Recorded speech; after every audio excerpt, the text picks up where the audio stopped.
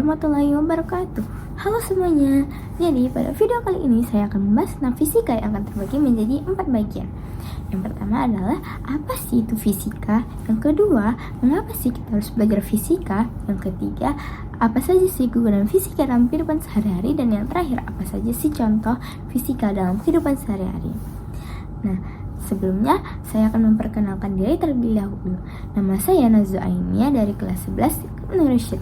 Nah, jadi teman-teman udah pada tahu belum sih apa itu fisika? Nah, jadi teman-teman, fisika adalah ilmu pengetahuan yang mempelajari atau membahas tentang semua hal yang berkaitan dengan alam semesta seperti gerak, gaya, panas, bunyi, cahaya, energi, dan listrik. Singkatnya, fisika membantu kita untuk memahami mengapa dan bagaimana benda-benda di sekitar kita itu dapat terjadi atau dapat bekerja.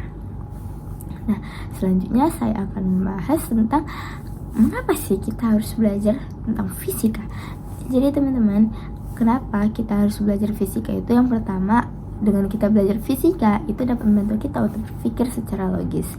Yang kedua, dengan kita belajar fisika, kita itu dapat memahami bagaimana suatu atau sebuah teknologi yang ada di kehidupan kita sehari-hari atau yang selalu kita gunakan itu dapat bekerja atau dapat terjadi.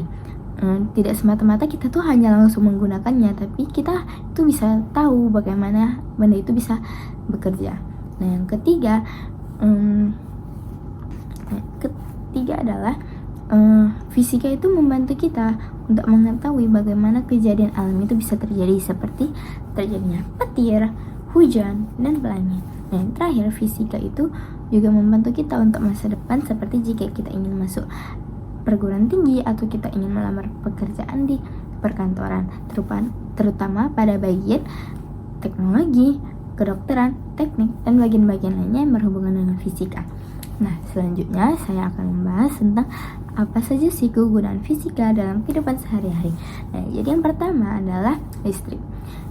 Di zaman yang sudah maju dan modern seperti sekarang, pasti semua manusia sangat membutuhkan listrik di kehidupannya. Mungkin memang ada beberapa manusia yang tidak memerlukan listrik di kehidupannya, tapi kemungkinan itu sangatlah minim atau sangat sedikit. Karena di zaman yang sudah maju dan modern sekarang, pasti apa-apa itu kita itu mau semuanya itu berjalan dengan cepat, singkat, atau pokoknya kita maunya itu cepat aja deh. Makanya kita itu sangat membutuhkan listrik dalam kehidupan sehari-hari kita. Nah, selanjutnya ada teknologi seperti HP, TV, iPad, tab, laptop, dan komputer.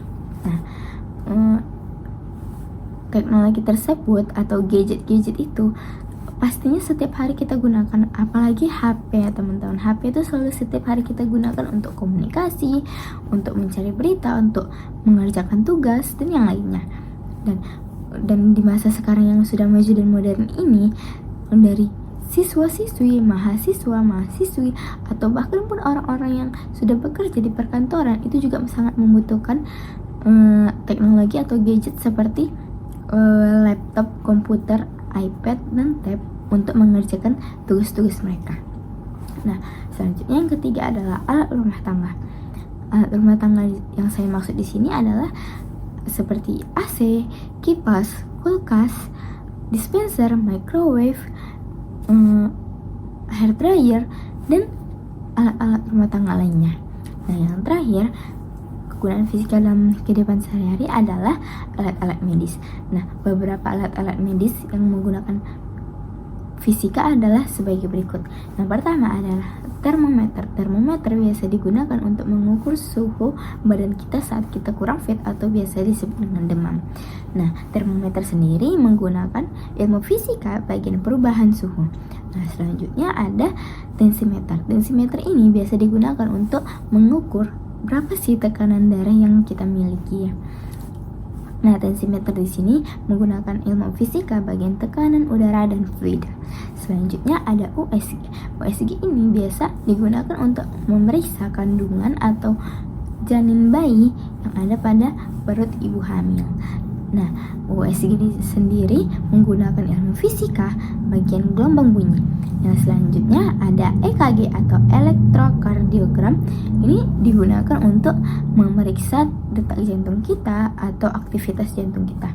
Nah, EKG sendiri menggunakan ilmu fisika bagian sinyal listrik dari tubuh. Lalu selanjutnya ada infus. Infus digunakan untuk memasukkan cairan ke dalam tubuh pasien yang sedang sakit atau yang sedang berada di rumah sakit. Infus sendiri menggunakan ilmu fisika bagian tekanan dan aliran zat cair. Nah, selanjutnya ada ventilator. Ventilator ini biasa digunakan untuk orang-orang yang susah bernafas agar bisa membantu pernafasannya itu lancar kembali atau kembali normal dan lebih mudah. Ventilator sendiri menggunakan ilmu fisika bagian tekanan udara dan sistem pernapasan. Nah, selanjutnya yang terakhir atau yang keempat adalah apa saja sih contoh ilmu fisika dalam kehidupan sehari-hari. Nah, contoh ilmu fisika dalam kehidupan sehari-hari yang pertama adalah kipas angin yang berputar.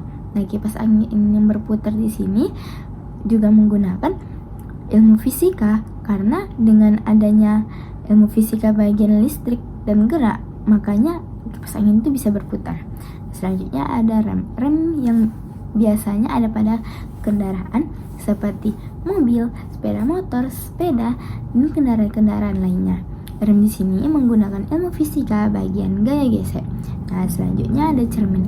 Pada saat kita berkaca di cermin juga itu menggunakan ilmu fisika loh teman-teman. Nah, ilmu fisika yang digunakan adalah pemantulan cahaya.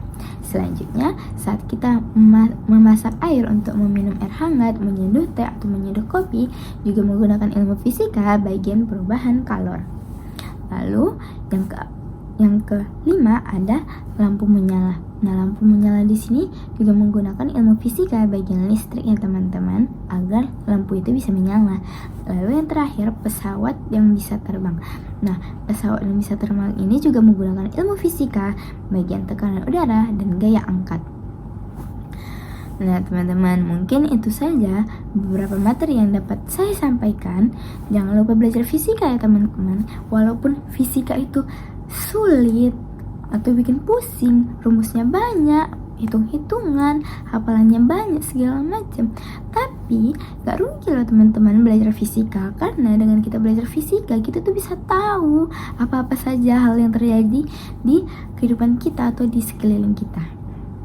Nah, oh iya, kalian tahu juga gak sih dengan kita belajar fisika itu juga bisa memudahkan kita atau memampukan kita juga dalam mata pelajaran matematika. Jadi dengan kita cuma belajar fisika nih, kita bisa juga belajar matematika sekaligus. Jadi dapat dua teman-teman, nggak cuma satu.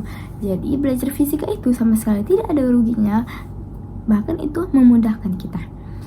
Jadi walaupun fisika itu sulit ya, kita harus tetap belajar fisika karena itu sangat berguna.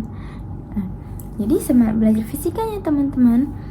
Mungkin itu saja yang dapat saya sampaikan. Lebih dan kurang mohon maaf, karena sejatinya kesempurnaan hanya milik Allah Subhanahu wa taala. Terima kasih. Wassalamualaikum warahmatullahi wabarakatuh.